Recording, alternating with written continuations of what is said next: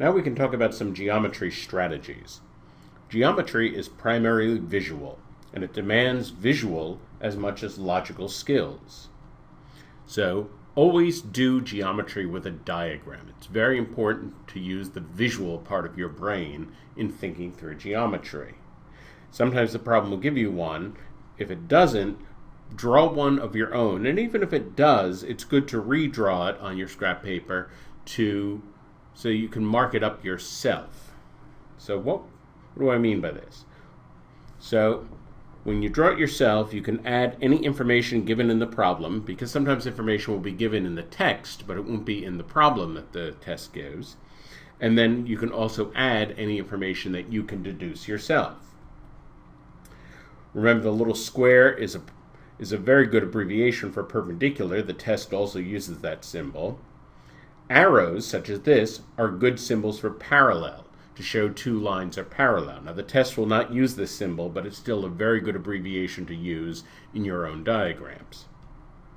It may be helpful to extend lines in a diagram or to add a line that will facilitate a calculation, and we'll see this as we move through this module. In some problems, it will be helpful to assign variables either to the lengths or to the angles so that you can use algebra to solve. And finally, you need the visual ability to dissect a diagram. Now, what do I mean by this? And the best way to explain this is with this practice problem. So here's a practice problem. Pause the video and find x. Okay, let's talk about this. Now, you may look at this and you may think, oh dear, okay. So let's see, we have to find this angle, and that would allow us to find that angle. And then we can slowly work our way over. Maybe we can find one of the angles over here or over here someplace. Well, that's going to be a laborious way to go about this problem. And it's not really clear that that's even going to allow us to solve. Well, notice the following.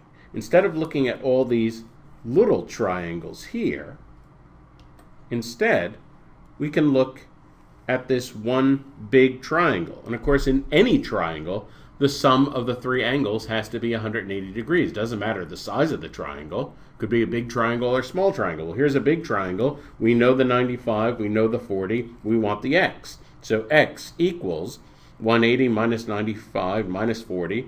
So x is 45. So it's very important when you have a diagram with a lot of detail that you're able to go back and forth, look little and look big. Because, of course, anything that's true of a little triangle could also be true of a big triangle. So, very important skill. In summary, always draw a diagram. Even if one is given, it's good practice to draw it yourself. You get your hands involved. That involves part of your brain. You involve your visual intelligence, very important. Then you can label it with what you are told and what you can deduce. You may have to extend a line or introduce a new line. We'll talk more about that in upcoming lessons. You may have to assign variables to lengths or angles and do some algebra.